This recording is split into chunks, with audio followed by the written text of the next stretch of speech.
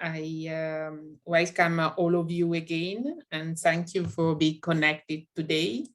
I hope it will be a fruitful event, and as a lead partner, now I give the floor to Bruno Grandjean from Pôle Vehicule du Future, and that is the responsible of the Transnational Living Lab.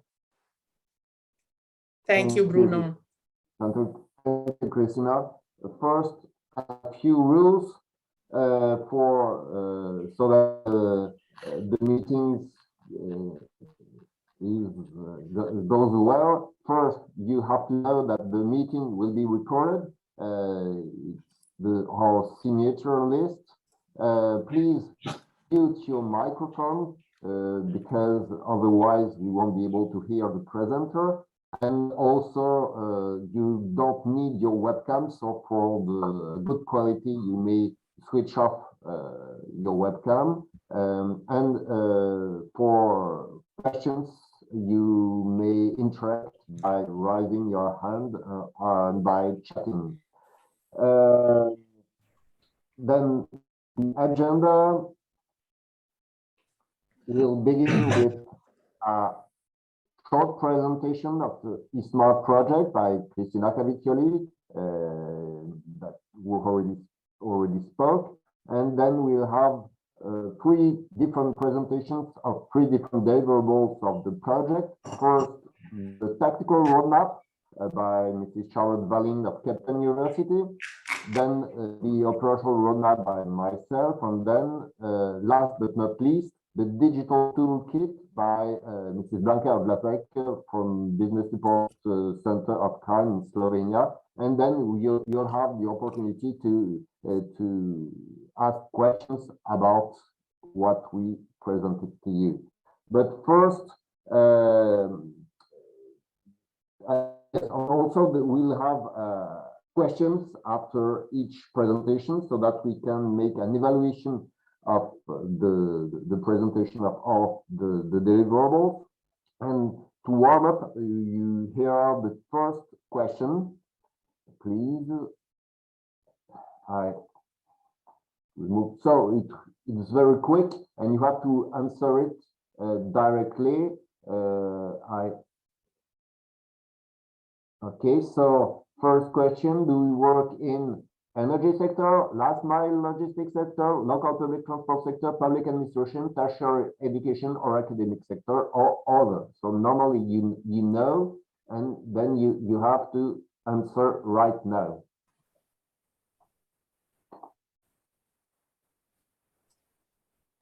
Yes. A few seconds. Normally we'll have the results right now. Yeah, I give it 1 more second, and the voice comes off. It's the warm up. People have to get ready to answer the question. Okay, now I'm closing it and show you the results.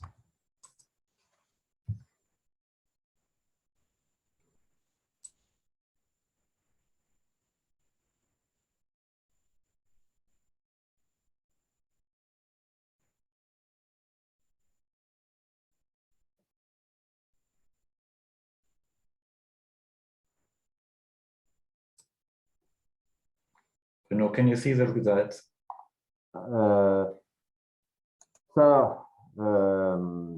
First, other. Second, public administration, 29%, 21% energy sector, and then 11% last mile logistics sector, and 4% tertiary education or academic sector. So that's it for the first question. But now that you are ready, you'll get 5 different questions to answer directly on a row. So first question: in your role, do you support transition to electric mobility? Yes or no? Second question: do you believe the transition to electric mobility in last mile logistics should be quicker? Yes, it could be with more political determination. No, it's quick enough considering the state of technology and investment costs. Third question, do you believe the transition to electric mobility in local public transport should be quicker? Yes, it could be with more political dimension, or no, it's quick enough. Fourth question, do you believe legislation is key to make the transition to electric mobility in last mile logistics quicker? Yes or no? And last one, do you believe legislation is key to make the transition to electric mobility in local public transport quicker? Yes or no? And once you have clicked, you have to submit your answer. So it should be quick.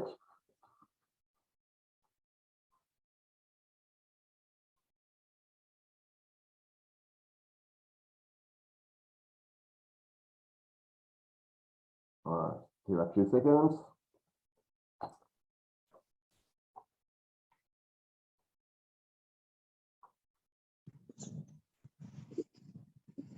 Okay, we'll give it 5 more seconds. It's Climate Alliance is responsible for the technical aspects. Yes, hello from our side as well, no problem. Okay, then I close it. So the result, in your role, do you support transition to electric mobility? Yes, 84%. Do you believe the transition to electric mobility in local and last mile logistics should be quicker? Yes, 74%. Do you believe the transition to electric mobility in local public transport should be quicker? Yes, 84%. Do you believe legislation is key to make the transition to electric mobility in local last mile logistics quicker? Yes, 81%. And do you believe legislation is key to make the transition to electric mobility in local public transport quicker? Yes, 84%. So the results are quite clear. Thank you. That was If I may add, this confirm what we find during our regional living lab meetings, in which all the stakeholders let us understand that there is a great pressure to have a legislation that helps and help to faster and easy the transition towards a cleaner way of move people and freight. So thank you for answering these questions that give us a confirmation about our previous evaluation. Thank you. Thank you, Christina, for your analysis. And now that you have started speaking, I leave the floor to you for the first presentation, eSmart project presentation. Thank you. There is a recorded presentation.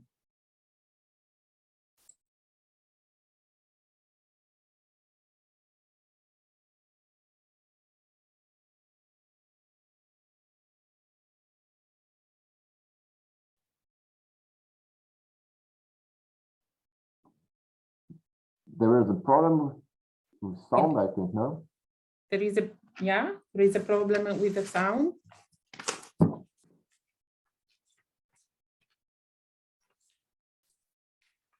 We wanted to have recorded presentations so that the presentations are of good quality, but if we don't have the sound, it would be a problem. 1 second, no, we'll manage. 1 second. I check it, it works in advance, but if it doesn't work, I can present. Hello, I'm Cristina Cavicchioli from RSC, an Italian research center on energy system. And today my role is to shortly introduce you eSmart project, an Interreg Alpine Space Program founded project. Some years ago, we planned eSmart in order to support the public administration in the hard work to fulfill the ambitious goal of the European policies on energy and the environment. We know that the path to fit the Green Deal objectives and to fit for 55 goals is really hard and all sectors should give their contribution. Transport is absolutely the sector with the greenhouse gases emission harder to abate, and decarbonizing transport is truly a complex question.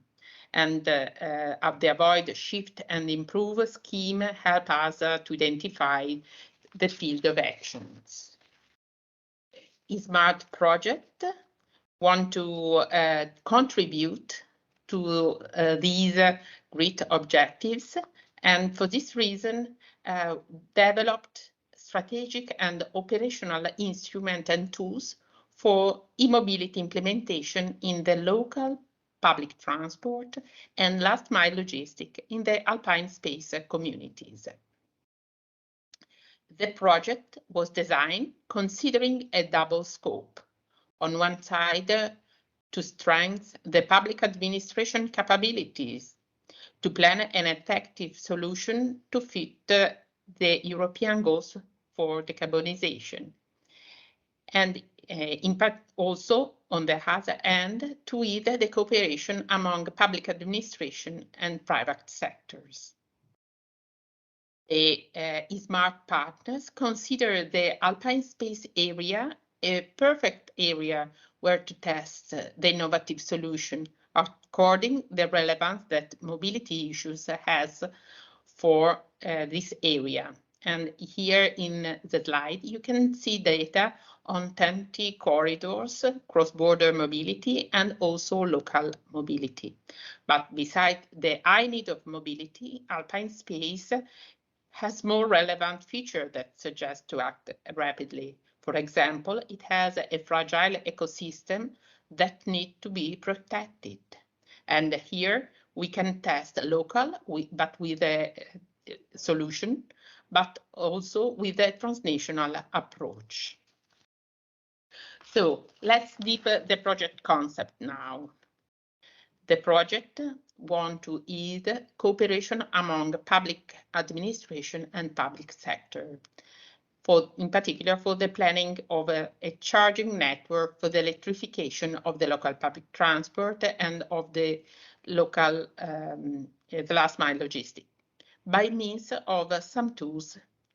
First of all, a methodology for the stakeholder involvement, but also with a roadmap that supports the policymaker to identify sound policies in supporting e-mobility and give some sound measure to implement them. But the project also gives ICT tools that could be the seed for a digitalization of the territories. In this slide, you can see in red the policy cycle for planning infrastructure for the electrification of last mile logistics and local public transport. And in blue, you can see the project support to each step. The main cycle step are the problem definition, and here the project support with its fundamentals, the stakeholder engagement, and here Smart gives its contribution with a living lab methodology customized on specific problem. Or for the policy engineering phase, Smart support suggesting new approach and to ease good quality solution finding, also with by means of a detailed ecosystem definition. For the choice of a solution phase, Smart gives its contribution proposing some roadmaps, a tactical one and an operational one, where strategic approach and operational ones are linked to translate the policy in operational measure. And also a comparison among alpine space territories policies is also listed.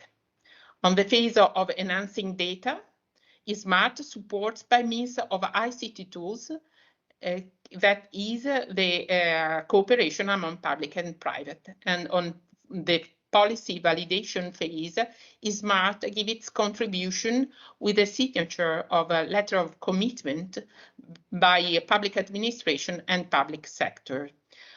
For the policy activation and review phase, SMART supports by means of training action, workshop and webinar organization.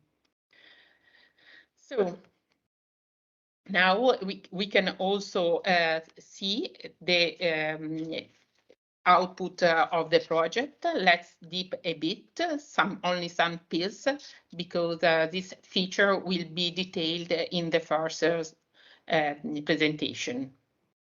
The first project outputs supports the governance models and participatory approach, and was tested by means a multi-layer interactive workshop groups, and are represented by the Living Lab methodology of eSmart. The second project output is a strategic tool. It is the tactical roadmap, and it is intended as a ready-to-use guide for the private and sector and public administration cooperation to get the objective on the main European policies. Here you can find the further output, the operational roadmap, and that is developed in each of the 5 territories. And last but not least, we have the ICT tool developed inside the project, an innovative and multi-layer data platform that acts as a decision supporting system. That's all on my side.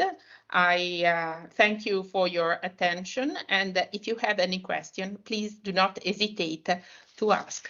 Bye-bye. Thank you, Christina. So, as we can see, there are a lot of things inside the eSmart project, and right now we have some additional questions to ask to you. 4 questions, and you have 20 seconds to answer these questions. So please be quick. Felix, financial incentives on the economic sector. So first question, do you believe financial incentives are key to make the transition to electric mobility in last mile logistics quicker? Yes or no? Second question, do you believe financial incentives are key to make the transition to electric mobility in local public transport quicker? Yes or no? Do you believe economic sector with its research capacity is key to make the transition to electric mobility in last mile logistics quicker? Yes or no? And last question, do you believe economic sector is key to make the transition to electric mobility in the local public transport quicker? Yes or no? So please submit your answer.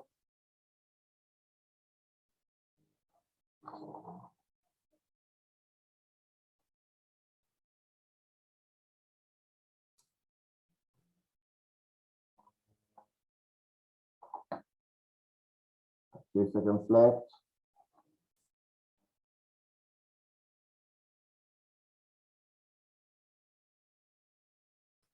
Suspense. So here are the results. First question, do you believe financial incentives are key to make the transition to electric mobility, last mile logistics quicker? 79% yes. Do you believe financial incentives are key to make the transition to electric mobility in local public transport quicker? 93% yes. The economic sector with its research capacity is key to make the transition to electric mobility in last mile logistics quicker. It's only 69% yes, but it's still 69%. And last question, do you believe economic sector is key to make the transition to electric mobility in local public transport quicker? And it's 62% yes, 38% no. So that was it for the second row of questions. And I'm going to leave the floor to Mrs. Charlotte Wallin of Kempten University. She's with us, but she is in an outside event, and also her speech is recorded so that we may hear her. So, Felix, please.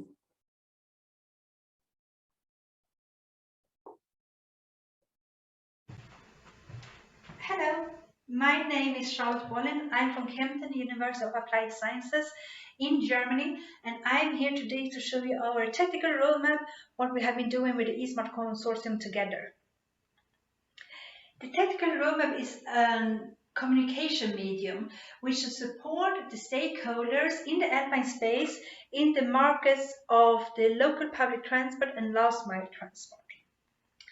The stakeholders that we are focusing on is at first public administration and at second the energy suppliers. These two are playing a very significant role in the topics of smart cities and smart territories.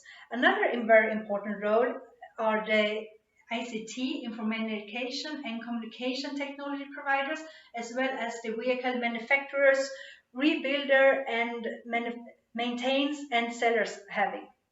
So these are the stakeholders that we're focusing on. Of course, the other stakeholders among these and on the side of this are having a very important role as well. So just a short note on the two markets that we are focusing on. At first, the local public transport. This market should increase their electric vehicles by 40% of the year 2025. To change your public transport fleet or buses into electric vehicles, you need to analyze the data. You need to see which charging concept fits our fleet with our external factors as topography, weather conditions, when are people going to be transported, and so on. And to do that, data need to be analyzed and exchanged with, for example, the energy supplier as well. On the other side, we are having the last mile transport. This is a more private sector, and therefore it works a bit differently. On the other side, they are having other routes, and they are having therefore different kind of charging concepts. What you won't forget in this kind is as well the weight. The last mile transport are pretty heavy loaded when they are driving to the customer and empty when they're going back. So this needs to be integrated into the investigations as well. To increase the number of electric vehicles and the charging station systems for these two markets, the European Union are having 4 different kinds of fundings and investments what can be done. At first, we're having the Green Deal. The Green Deal focuses on an economic roadmap and all the challenges about the climate and environmental. And please note, these 4 fundings are not specifically for the e-mobility, but it fits perfectly fine with smart cities and topics that comes along when you are investigating and doing research in the topics of e-mobility. On the other hand side, we are having the Digital Europe, and that's all about smart cities, all about the data acquisition and how to analyze the data. A third, we are having the Europe for Citizens. That's more how can we add more information and take care of the European values, and how can we put more Europeans to make interest in the politics. And as last, we're having the Trans-European Transport Network policy, which focuses on the transport of people as public transport, as well as the load and weights. The European foundings is a very good thing. It makes the countries to discuss and communicate over the borders. Nevertheless, it's very important that each specific country is doing their own e-mobility increasement. And this will be done in different kind, depending on which country you are in. As you can see on the table here on my right-hand side, it's different focuses, it's different solutions, and it's different priorities, what these 5 countries are doing in the alpine space. And as you can see here on my right-hand side, this is some information from a questionnaire. What the ESMART consortium have been doing is the different role the stakeholders are having in the different countries. So that's very important to address. How should we integrate the stakeholders into e-mobility in each country? So there's no one rule or one lesson for all countries. It needs to be very individual. But nevertheless, also remember that the European Union's foundings is a very good tool to do this increasement, as well as the lessons learned. The fields of actions is a 6th stage for the eSmart consortium have been doing in the roadmap, in the technical roadmap. And this shows how the e-mobility can be integrated into the different kind of markets. It's the same for all countries, so please read it in our technical roadmap. Another thing that is in the technical roadmap and which comes from all the living labs that I hope that you did participate in is the key elements. The key elements are divided into the different kind of founders of the European Union and support and select the topics that are most important. As you can see in the example in the bottom of the slide, sorry, as you can see in the bottom of the slide, we are addressing the topics with measurements and targets, and therefore some statements and information. And this can be used as a guideline for which kind of stakeholder you are and which topic you are interested in and which topic is the most important in your region or in your country. And at last, I have an outlook. And I think it's very important that we are saying that we are a European Union, we are facing the same complications, the same problems, as well as the same solutions, but we need to fit them into each market and into each stakeholder. So sharing information, sharing data, make an open platform that eSmart is doing as well in the toolkit is one of the key factors what we need to do here. Another thing is the topic of smart cities and smart territories.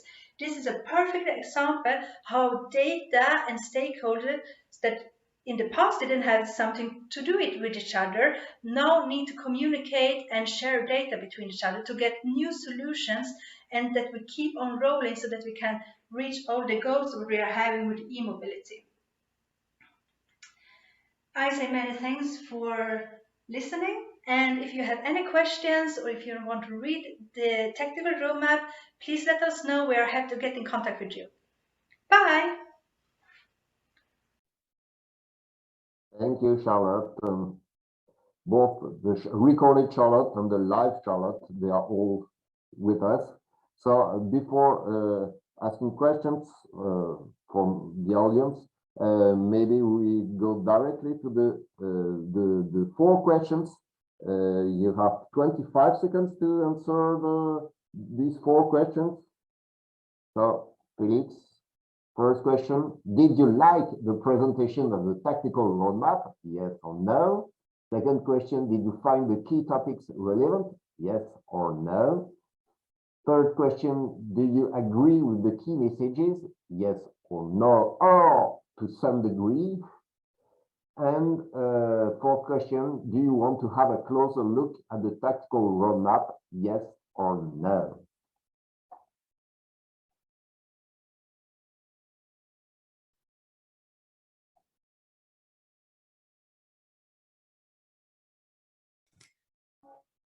I want to remember to all the connected stakeholders that all the output and in particular the tactical roadmap can be downloaded by the project website.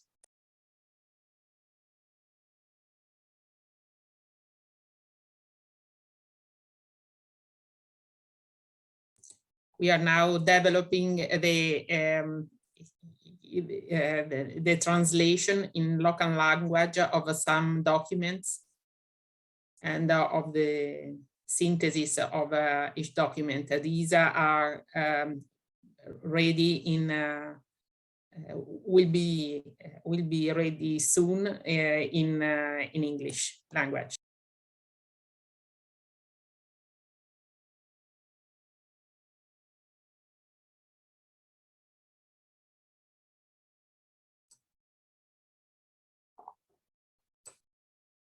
So here are the results. Did you like the presentation, Charlotte? Congratulations. 93% liked the presentation. Did you find the key topics relevant? 100% yes. Do you agree with the key messages? 76% yes, 21% to some degree, and 3% I didn't understand what the key message is. Okay. And do you want to have a closer look at the tactical roadmap? 93% yes. So congratulations, Charlotte. And maybe we have some time for questions and answers on this topic, or you can ask questions at the end. It depends.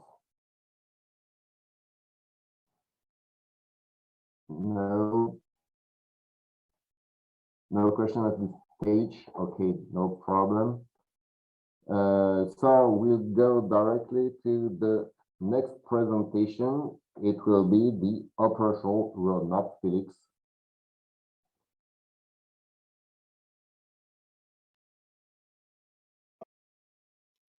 So I'm going to say a few words about eSmart's operational roadmap. The operational roadmap represents the link between the tactical roadmap and the respective territories. It strongly reflects the tactical roadmap structure with customized regional, local needs, objectives, business models, incentives, and financial sources. It represents an operational instrument to be adopted by regional local public administrations and utilized by both public and private decision makers for the implementation of e-mobility services and the charging network for electrical local public transport or electrical last mile logistics in relation to smart grid. And its contents are in line with the tactical roadmap, but they are defined in the light of the specific needs of the countries, considering all the elements that emerge during discussions between project partners and stakeholders. The main objectives of the operational roadmap are, first, to support national and regional energy and mobility planning at the local level. Second, to support local decision makers, planning bodies, and stakeholders. And third, to facilitate the emergence of local projects or initiatives to increase electric mobility in public transport on last mile logistics sector. We had a common methodology for the 5 operational roadmaps of the 5 countries involved. First, we identified all the potential actors, and then we got information about the level of interest or of influence of each local actors. We used the living labs as a tool. We have 5 regional living labs in the project with a transnational living lab to coordinate things among the living labs. Fourth, to bring the needs and gaps highlighted by stakeholders to the key elements, and last, to identify the measures and actions for the reference area.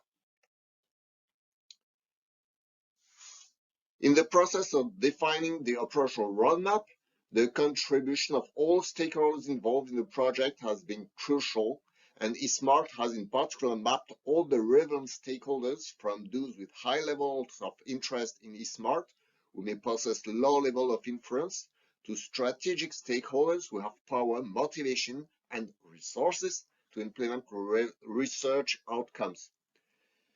The process of participation in the project included filling questionnaires in order to identify the needs, the gaps, the requirements of different territories, to promote and support electric mobility and in different sectors and smart territories, and to support the public administration in adequately addressing policies and funding. And also the participation included the participation of regional living labs and transnational living labs in order to discuss local public transport and last mile logistics and promote diversity and sharing of experiences and issues. And the results of all this are represented in different diagrams, and stakeholders were divided in 4 groups that you can see here. And we have spider diagrams for different topics.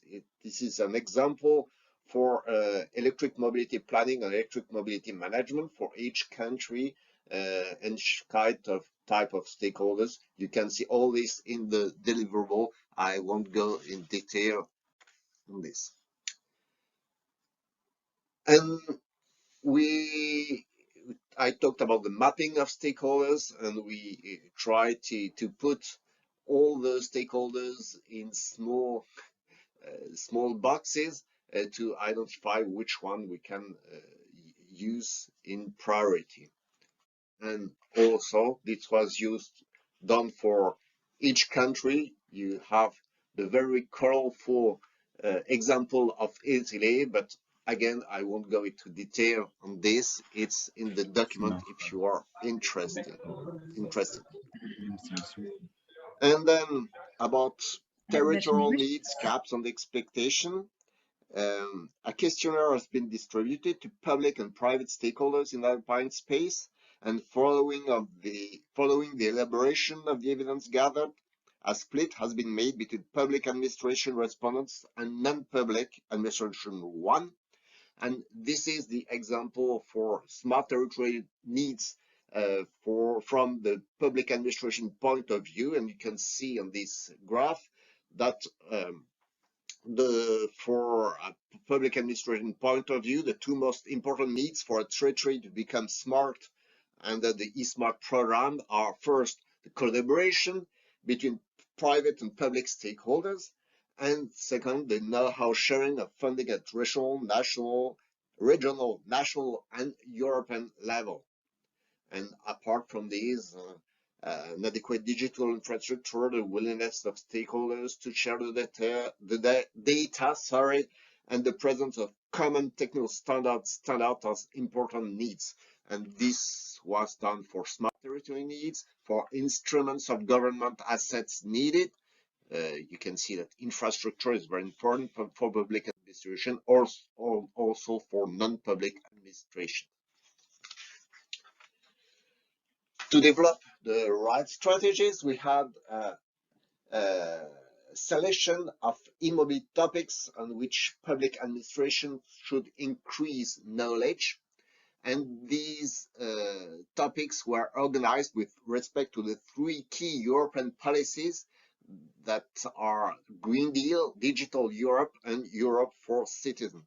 And this is the example of the exercise for Green Deal, Green Europe for Italy. And you have a number of nice diagrams in the documents. And if you are interested in that, you can have full access to that. Then operational measures have been defined country by country. Each measure is related with country objectives and with the transnational key elements, define the technical roadmaps, and we had different presentation and 3 columns with impacts on diffusion, time required, and estimated costs. Again, you can go into the document to have a look at this. And the comparison between the 5 operational roadmaps has highlighted the need to create a network between stakeholders as a priority. It's the only topic among the macro objectives that was listed by all 5 countries. And then in order to promote e-mobility in local public transport, last mile logistics, it's also important to aim for increasing investment dedicated to these 2 sectors, as well as the development of charging infrastructure networks and greater use of electric fleets. Greater knowledge of the general aspects of e-mobility in public transport and last mile logistics, as well as promotion of data sharing among stakeholders, are also objectives with some relevance. And last but not least, you have a selection of the operational roadmaps, of the operational measures in the different roadmaps that were made. And you can see different topics, for example, education training with educational programs, trainings and fundings, data sharing and knowledge for database to collect information, web portals, web platforms, cooperation schemes, multidisciplinary working tables about public administrations or with between public administration and private entities, and also measures to develop dedicating funding and supports, measures to support the creation or the expansion of charging infrastructure network, and also the renewal of local public transport fleet. As you can see, there are a number of things in these operational roadmaps. And again, if you are interested in this, please feel free to have a look at this. That's all for me. Thank you for your attention.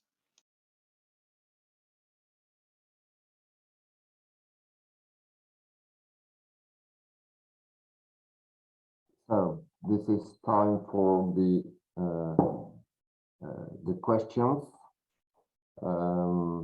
And I think I fear it's the last time I have the opportunity to make a presentation. The first question is, did you like the presentation of the operational roadmap? Yes or no? Then second, did you find the key topics relevant? Then do you agree with the key messages, sorry? Yes, no, to some degree, I didn't understand what the key message is. And fourth, do you want to have a closer look at the operational roadmap? The operational roadmaps should be better with all the annexes, if you want, yes or no. Then you have some time.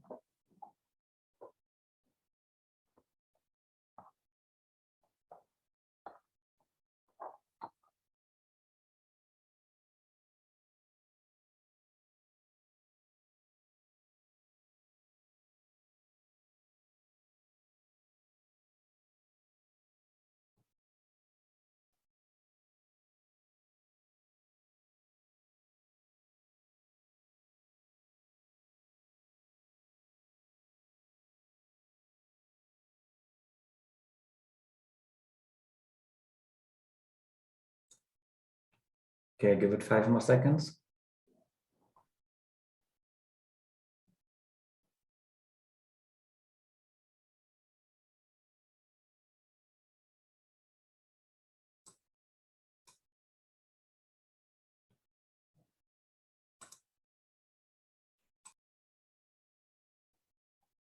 So for operational roadmap, thank you very much. Did you like the presentation? You're very kind. 93% like the operational roadmap. Then did you find the key topics relevant? 96%. Did you agree with the key messages? 61% yes. 32% to some degree, and 7% I don't understand what the key message is. And do you want to have a closer look at the operational roadmap? 89% yes. So maybe we'll have all the questions together at the end. The questions from the audience, I mean, and I'm going to leave the floor to Mrs. Blanka Odlazek for the digital toolkit presentation.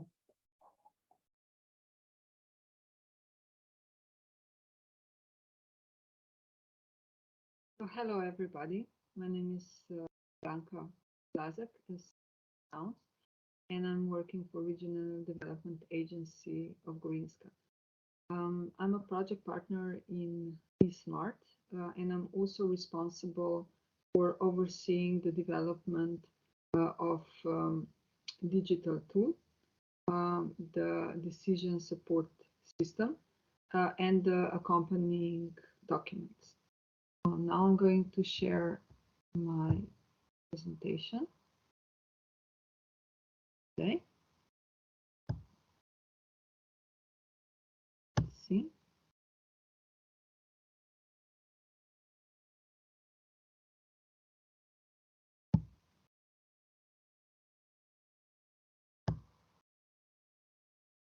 Okay. So first of all, what you need to know about me is that I'm not an expert in information technology. Therefore, for me, digital tool needs to be easy to use. I still remember the preparation of the project eSmart with the partners when we identified challenges still to be tackled and wanted to capitalize on the gained knowledge from the previous projects. The partners of the eSmart have been supporting the transition from the fossil fuel vehicles to electric mobility for many years. And I actually can say that we are passionate about it. As most, we have limitations of what we can do and how we can support the transition of vehicles. And we know that in some Alpine space territories, for instance, County of Munich and also elsewhere, there is already e-mobility being implemented in terms of local public transport. Now, for several years, e-buses are already driving, and their fleet are extending. And we also know in terms of freight transport that eSmart is also addressing that the biggest European commercial vehicle manufacturers like Scania, Daimler Trucks, Volvo Group, MAN, called Traton Group, signed in December 2021 a binding agreement to install and operate a high-performance public charging network for battery electric heavy-duty long-haul trucks and coaches across Europe, as well as they are developing heavy-duty freight vehicles. But we still know also that Alpine space faces a lot of challenges. There is inhomogeneous transition to electric local public transport fleets, transition of electric heavy-duty freight vehicles is really slow, somewhere also in some places non-existent. There is a lack of infrastructure for long-haul LML heavy-duty vehicles, or is non-existent, like in Slovenia, for instance. And there isn't any open data platform on national levels for local last mile logistic and local public transport either, at least in our partners' regions. So these are not the only challenges. One of the most important challenges is generation of electric energy from renewable energy sources. Its stability on provision and distribution without too much fluctuation and strain on the grid.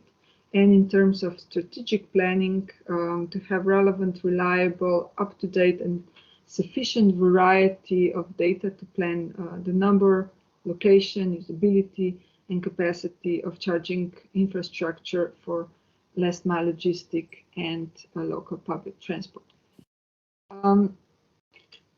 As the Traton Group is preparing to invest millions or even billions in the electrification of the road logistic, they're definitely not the only ones.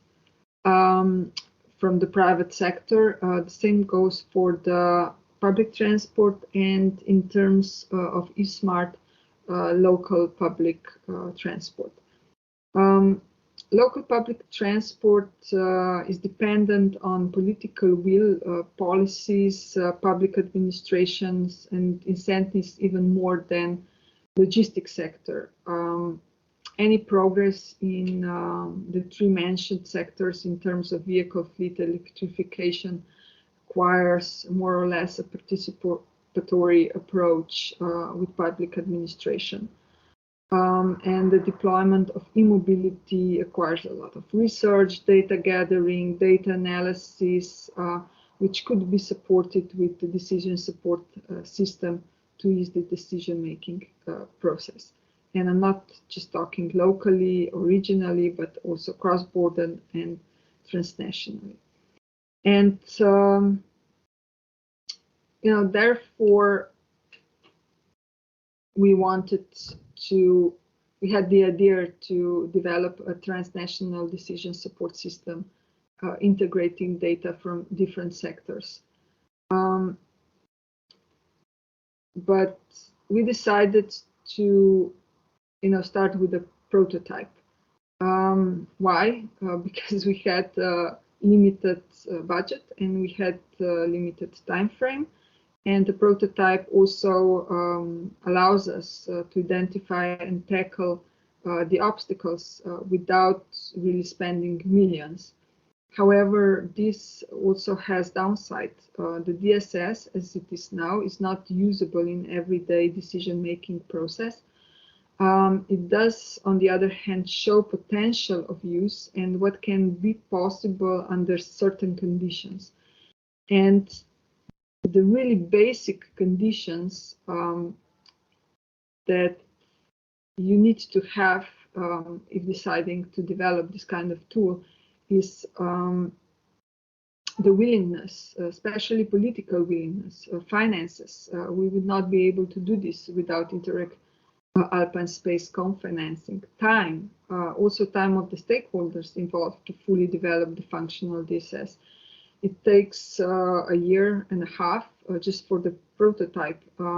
Competences to find the relevant stakeholders, to engage them in the process and cooperation, to gain their trust, to coordinate in a timely manner and within the available resources, to find people with knowledge or fast learning abilities, and ability to fast adaptation to change. And last but not least, to find people with knowledge, which is in one way or the other present in all previous conditions and brings the whole idea to the result and use. Additionally, to have fully functional, international and helpful decision support system, one would need a sufficient number of relevant platforms and data nationally and from different countries, sharing comparable data with unified protocol and standards. So how we develop it? Well, the lead partner externalized the IT expert, and all the partners were asked to find within their regional living labs private and public legal entities relevant to eSmart thematic, and the idea of the DSS, who are willing to dedicate their assets free of charge to develop and test the DSS prototype. Then each partner who found an interested relevant stakeholder was then responsible for the coordination and support in communication between the DSS developer and the regional stakeholder. Well, in some cases, partners have played the role of the stakeholders, integrating their platforms in the DSS system. With much effort, defining technicalities on brokers, ports, term dictionary, responsibility, security, authorization, frequency of data sharing, etc. We came to this. And now I'm going to try to share the actual,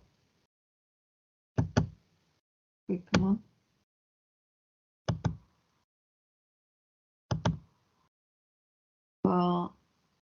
DSS, and I'll try to quickly introduce it to you. Let's see.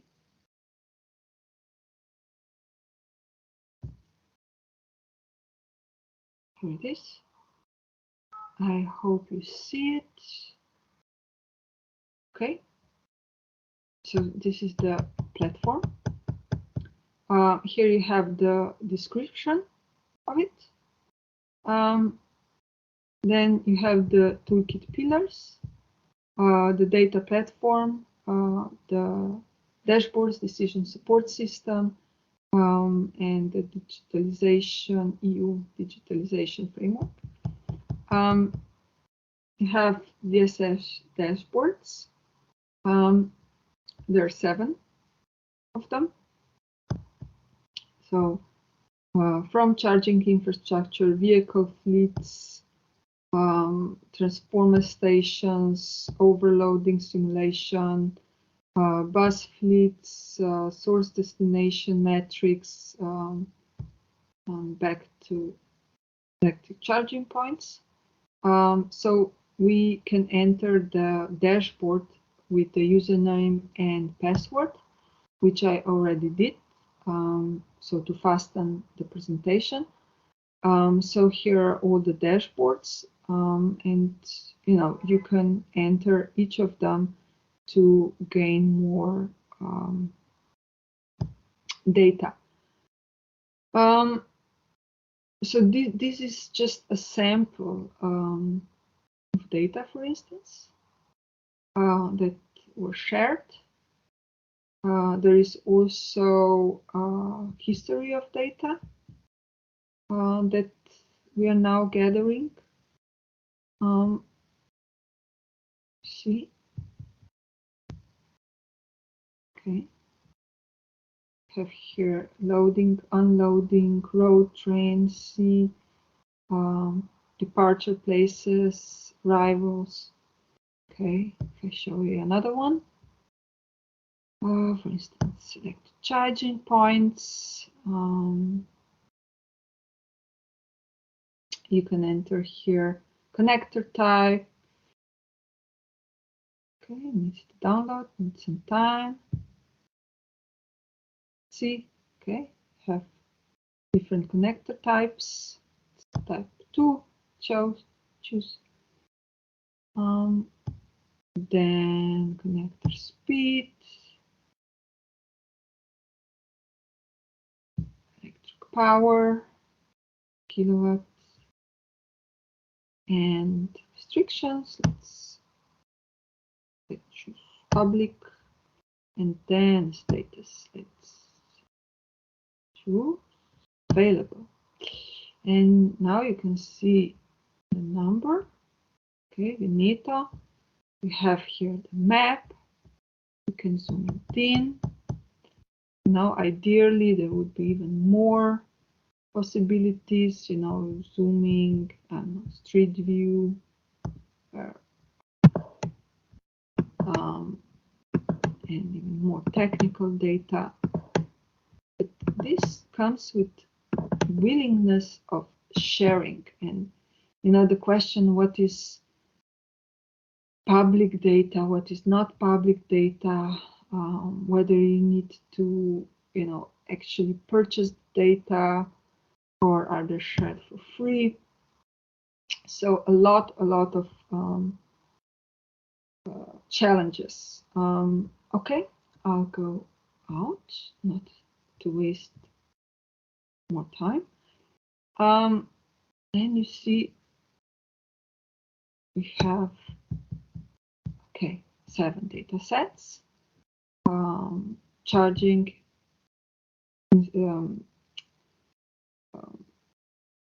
shopping center, fleets, metrics data, overloading percentage. 5 countries shared their platforms, so they're really from different territories. Ideally, all those would be from one territory and then kind of replicated from, in different territories, or extracted from different territories, so that this kind of informational hub could be developed. And we are in in really micro level, we are actually doing this, and the results are expected in like 14 days. Then, of course, we had quite some obstacles, and we wanted to share those with you, with the lessons learned, to kind of help the ones who are going to develop this kind of tool with its full potential, you know, just to kind of learn from our experience. So first is like asset identification issues. Here is all about the political will and real sharing of data and assets. You know, you can go into more details and really do the internal and preliminary analysis. Now the second lessons learned is the readiness and sharing. So one thing is when you get the information that the stakeholder is going to share this data and that data, but then when you get into the real sharing, you see that there are a lot of restrictions. So it is really useful to preliminary check the availability, you know, look into all the supporting materials and really understanding the data, and then to set autonomous and proactive management, and really, you know, go into detail when describing milestones and deliverables. So the third lesson learned was about the data existence versus data availability. So it's really useful to check in advance not only what data exists, but also which are available, and verify the ownership, the rights of use, the presence of sensitive information, and any other restrictions. So the fourth lesson learned was interoperability and smartness. Here again, it is really useful not to, for the one who is developing, not to make, you know, any restrictions or standards to the stakeholders that are prepared to share the data. So it's better that the one who is developing the DSS system really kind of adjust to the terms and conditions of the one who is sharing the data, and also, you know, other things that you can go here into detail. And the fifth lesson is static versus dynamic data. You know, for the purpose of the project, the type of data flow required has not been specified to safeguard the smartness of the solution, which adapts to the transmission methods enabled by the partner and its platform. So it is suggested as an evolution and enrichment of the project to focus on these issues of the frequency and data updating. So these are the 5 lessons. And we integrated 9 platforms. See. And this is not all. We also integrated resources. So these are basically the outputs that we made in eSmart. So one is tool user manual, best practices, training actions, training sessions, interviews with stakeholders about the needs. This was kind of one step before we started developing the DSS and other deliverables. And this is basically it. So I'm going to return to sharing my presentation. Sorry that it takes a little bit of time to switch back and forth. Okay, so whoever will consider use or replication of the DSS and will take into consideration all these lessons learned, we also prepared 2 additional documents to ease the process. And this is the tools requirements analysis report, which takes you really step by step in how to develop this kind of decision support system.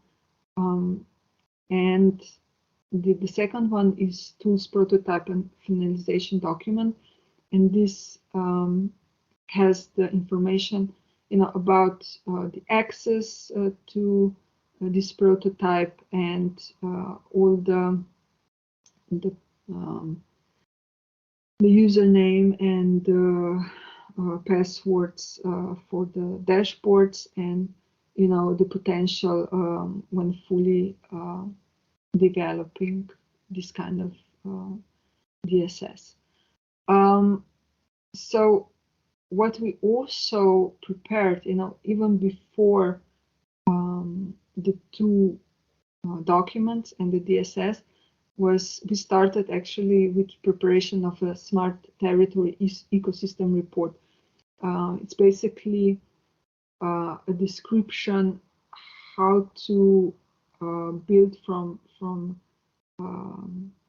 digital blocks in one sector, the smart solutions, building a smart territory ecosystem and connecting these smart solutions from different sectors into this ecosystem.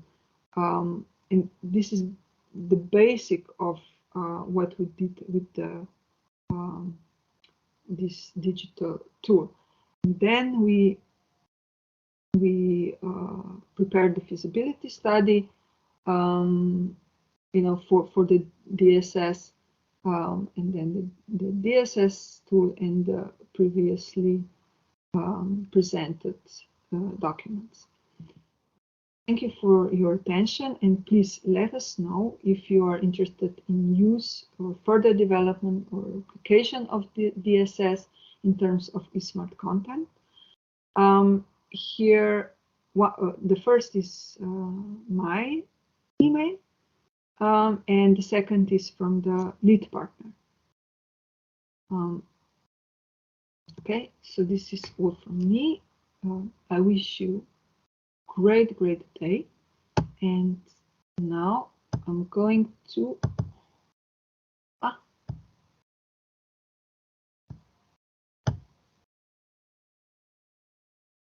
stop recording and stop sharing. Thank you. Bye. Thank you, Blanka. Both the recorded one and the live one. We'll go directly to the questions that we want to ask you, the last round of questions, and then we'll have you'll be able to ask questions yourself, but maybe first the questions for Felix. First, did you like the presentation of the DSS? Yes or no? Do you see potential in a prototype as a fully developed international or national tool? Yes. No, I have no idea. Do you believe data sharing is a problem that hinders functionality of such a tool? Yes. No, I have no idea. And do you agree public data sharing in eSmart sectors should be to some degree compulsory by law? Yes, no, I have no idea. And the last one, do you want us to send you the tool requirements analysis report electronically? Yes or no? And you submit.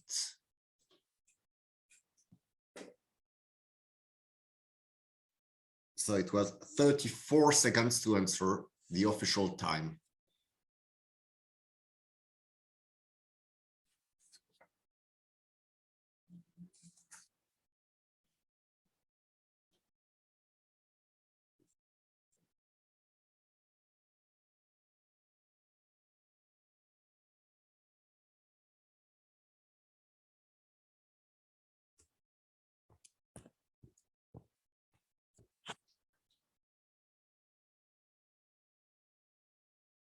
So almost finished.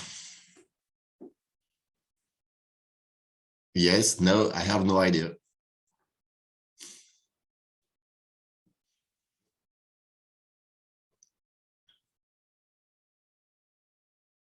So the 89% yes for did you like the presentation of the DSS? Congratulations to Blanka. Do you see potential in a prototype as a fully developed international national tool? Yes, 63% and 30% I have no idea. Do you believe data sharing is a problem that hinders functionality of such a tool? Yes, 78%, I think, yes, and 11% no, 11% I have no idea. Sorry. Do you agree public data sharing in the smart sector should be to some degree compulsory by law? 59% yes, 26% I have no idea, and 15% no. And the last one, do you want us to send you the tools requirement analysis report electronically? 78% yes. That was the analysis and the last batch of questions. So now it's time for questions from the audience. If you have some, and I think you have some questions to ask, especially for Blanka, for example. So feel free to ask your questions.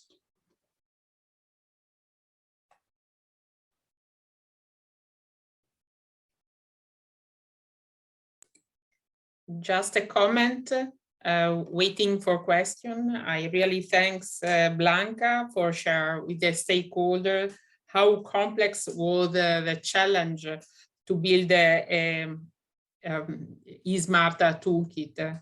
And as we see from the answer, from the question we put on the screen, data sharing is a need, but it is always a complex question. And the lesson learned that we put on the toolkit website try to ease the replication or the access to this kind of tool that we consider really a relevant support for the cooperation among public administration and private sector. So thank you, Blanka, and thank you to all of you for answering the question. So we're going to close the meeting. Thank you for attending the meeting. Thank you for all presenters, and thank you to our project leader, Christina. And that was the last webinar of the project eSmart. So let's meet in Turin in May. Bye to all.